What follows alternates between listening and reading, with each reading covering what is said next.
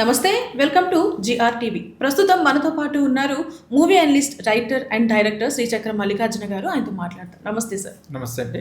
Sir, 'Dhurandhar part 2' అయితే ఒక super duper hit అని చెప్పొచ్చు. ఈ నేపథ్యంలో కొంత నెగటివిటీని కూడా వింటున్నాము. అయితే ఎందుకు నెగటివిటీ అన్నా అంటే కన్నడ యాక్టర్ ఎవరైతే ఉన్నారో రమ్య స్పందన గారు దీని గురించి ఒక కీలక వ్యాఖ్యలు చేశారని చెప్పొచ్చు.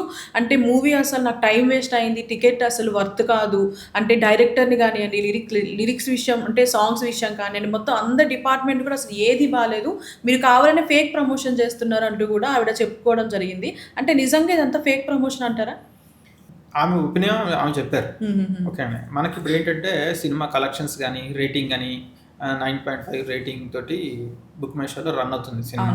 ఓకే అంటే దాని అర్థం ఏంటి, 100 మందిలో ఒక 95 మందికి ఈ సినిమా విపరీతంగా నచ్చింది. ఒక 5గురికి నచ్చలేదు 100 మందిలో. ఆ 100 మందిలో 5గురిలో తను రమ్య గారు ఒకళ్ళు. ఓకే. సో ఆమె పాయింట్ ఆఫ్ వ్యూ, ఆమెకి రెస్పెక్ట్ ఇస్తూ ఆమె పాయింట్ ఆఫ్ వ్యూలో అర్థం చేసుకుంటే ఏంటంటే ఈ సినిమా ఆల్రెడీ ఇది A+ రేటింగ్ తోటి ఉంది. అడల్ట్స్ చూడాలి, నెక్స్ట్ విపరీతమైన వైలెన్స్ ఉంటుంది, ముందే ఉంది, దానికి మెంటల్గా ప్రిపేర్ అవ్వాలి. యాక్చువల్గా కొంత వైలెన్స్, మరీ ఎక్స్ట్రీమ్ వైలెన్స్ కూడా ఉన్నాయి. సో కొంత ట్రిమ్ చేశానని చెప్పారు, అవి అయితే ఇంకా అసలు చూడలేమేమో. ఓకే. సో ఇక్కడ ఏంటంటే సెన్సిటివ్ పీపుల్ ఈ సినిమాని చూడలేరు. బాగా సెన్సిటివ్ పీపుల్ డ్రామా లాగా నడిచి, ఒక ఎమోషనల్గా నడిచి సడన్గా ఒక యాక్షన్ సీన్ వచ్చేటప్పటికి, అది కూడా లెంతీ సీన్ అయ్యేటప్పటికి కొంతమంది ఇట్లా రమ్య లాంటి వాళ్ళు దాని మీదకి ఒక నెగిటివ్ ఒపీనియన్ వచ్చేస్తారు. ఏంటిది ఇంత వైలెన్స్ ఏంటి, ఇంత దారుణం ఏంటి అన్న ఒక ఫీల్ తోటి, ఆ ఫీల్ తోటి సినిమా మొత్తం అలాగే చూసారు అనుకోండి. ఓకే. ఇంకా ఒక నెగిటివ్ ఇంప్రెషన్ పడిపోయిన తర్వాత మిగతా మొత్తం అదే దృష్టితోటి చూడటం స్టార్ట్ అవుతుంది. సో ఆ కేటగిరీలో ఏమో వస్తారనమాట. రెండోది ఏంటంటే తనకి ఇట్లాంటి సినిమాలు నచ్చవని మనకు కూడా అర్థమవుతుంది. ఓకే అండి. సో ఇప్పుడు తను అట్లా ఎక్స్ప్రెస్ చేయడం కూడా కరెక్టే. అంటే దానివల్ల ఏంటంటే ఇట్లా సెన్సిటివ్ పీపుల్ ఎవరైతే ఉంటారో వాళ్ళు సినిమాకి చూడకూడదు. బట్ ఎవరైతే అసలు ఏం జరుగుతుంది ఇండియాకి పాకిస్తాన్ మధ్య అన్ని తెలుసుకోవాలని క్యూరియాసిటీ ఉంటుందో, ఇందులో ఉన్న కొన్ని క్యారెక్టర్స్, మనకి అజిత్ దోవల్ క్యారెక్టర్ కానీ, నెక్స్ట్ దావుద్ ఇబ్రహీం క్యారెక్టర్ కానీ, ఈ రెండింటిని మనం లైవ్ ఎక్స్పీరియన్స్ అవ్వాలి అంటే అంటే స్క్రీన్ మీద, బిగ్ స్క్రీన్ మీద ఎక్స్పీరియన్స్ కావాలంటే ఈ సినిమా ఖచ్చితంగా చూడాలి. యాక్చువల్గా ఆమె గ్రేట్నెస్ ఆఫ్ ఇండియా గురించి కానీ, గ్రేట్నెస్ ఆఫ్ దిస్ ఎఫర్ట్, అంటే ఇంత చిల్లింగ్, ఇంత డేంజరస్ ఎఫర్ట్ డైరెక్టర్ పెట్టారు. అది హైయెస్ట్ రిస్క్ అనమాట. అంటే ఇది యాజ్ ఎఫ్ లైక్ ఎవరు ఎప్పుడు ఆయన లేపేస్తారో, డైరెక్టర్ని లేపేస్తారో అంత నిజాలు చూపించేస్తారు. ఆయనకి యాక్చువల్గా సెక్యూరిటీ ప్రొవైడ్ చేయలేము అన్న ఒక ఫీల్ వస్తుంది అనమాట. ఆ సినిమా చూస్తుంటే మనకి అట్లాంటివి అనిపిస్తాయి. ఇప్పుడు ఫర్ ఎగ్జాంపుల్ మన ఆర్జీవి గారు సినిమాలు మనం చూసాం. ఓకే. సర్కార్ కానివ్వండి, లేకపోతే సత్య కానివ్వండి, ఇట్లాంటివి.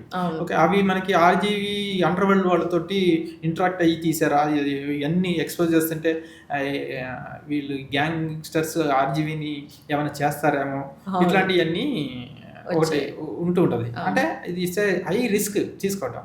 ఓకే. సో బట్ అంత ఎఫర్ట్ పెట్టి మనకి ప్రజెంట్ చేయటము అనేది మనం అప్రిషియేట్ చేయాలి. అంటే మనకి అసలు వాట్ ఈస్ హ్యాపెనింగ్ అనేది తెలియాలి కదా. ఓకే. సో ఇంకోటి అంటే సినిమా అనేది రిఫ్లెక్షన్. కొన్నేమో మిర్రర్ లాంటిది, ఇప్పుడు అక్కడ జరుగుతున్నవి రిఫ్లెక్ట్ చేస్తారు. అందులో కొంత ఫిక్షన్ యాడ్ చేయడం జరుగుతుంది, సినిమాటిక్ లిబర్టీ తీసుకొని చేయడం జరుగుతుంది. సో రమ్య గారికి నచ్చపోవడానికి మెయిన్ కారణము సెన్సిటివ్ పాయింట్స్. ఇంకోటి అంటే ప్రతి ఒక్కటి కూడా కొంత లెంతీగా ఉంటాయి చాప్టర్స్. అంటే మీరు చెప్పినట్టు కూడా కొంతమంది థ్రిల్లర్ కంటెంట్ ఇష్టపడే వాళ్ళు ఉంటారు, family content, comedy content. So అట్లా ఈవిడికి కొంచెం ఇవి నచ్చకపోవడం, ఇలాంటి కంటెంట్ అంతే. ఇప్పుడు అందరికి సినిమా అందరికి నచ్చలేని రూల్ లేదు. ఆ నచ్చని వాళ్ళలో తనొకళ్ళు. Okay. So 4 hours time waste చేసామని చెప్పి తను ఫీల్ అవుతున్నారు. 4 hours ఏం నేర్చుకున్నాము అన్నది ఆమె కొంచెం రియలైజ్ అయితే అద్భుతంగా ఉండేది. ఆ స్టేట్మెంట్ మిస్టేక్. అది 4 hours టైం వేస్ట్ చేసామన్నది ఇట్స్ ఎ మిస్టేక్. రైట్. ఇప్పుడు 'రమ్య స్పందన' గారి గురించి కొంచెం పక్కన పెడితే, ఈ 'ధురంధర్ 2' మూవీకి సంబంధించి చాలామంది సెలబ్రిటీస్, ముఖ్యంగా మన తెలుగు వాళ్ళే చూసుకుంటే ఆర్జీవి గారైతే ఒక ట్వీట్ కూడా పెట్టడం జరిగింది. అండ్ అలాగే అల్లు అర్జున్ గారు, ఇట్లా కొంతమంది యాక్టర్స్ అయితే దీనికి బాగా రెస్పాండ్ అయ్యారు. లైక్ బీస్ట్ అంటూ కూడా వాళ్ళు ట్వీట్ చేయడం జరిగింది. మీరేం చెప్తారు వాళ్ళ కామెంట్స్? సో ఇది ఇప్పుడు ఆర్జీవి గారు అంటే ఇక టెక్నికల్ మాస్టర్. రైట్. ఓకే, ఆయన ప్రశంసించారు అంటే మామూలు విషయం కాదు. రెండోది ఏంటంటే అసలు ఇది ఊహాతీతంగా ఉంటుంది. ఆ టేకింగ్, ఆ స్కేల్ కానీ, ఆపరేషన్స్ కానీ, ఇంత ఊహించి ఇంత పట్టుదలతోటి ఇంత పెద్ద సినిమా తీసారా అని చెప్పేసి మనకి స్టన్నింగ్ అనిపిస్తుంది అనమాట. అవునవును. షోలేతో కంపేర్ చేశారని చెప్పొచ్చు.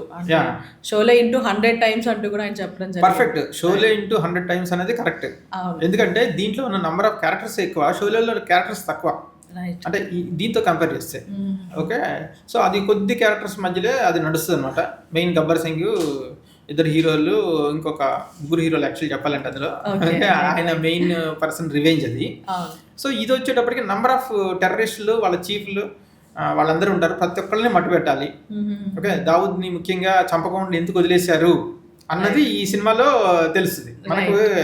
బీయింగ్ ఏ ప్యాట్రియట్ ఇండియన్, మనకి దావుద్ ఇంతమందిని లేపేస్తున్నారు, దావుద్ని లేపేయటం, దావుద్ని లేపేసే సిచ్యువేషన్ వచ్చినా లేపలేదు ఎందుకు అన్నది.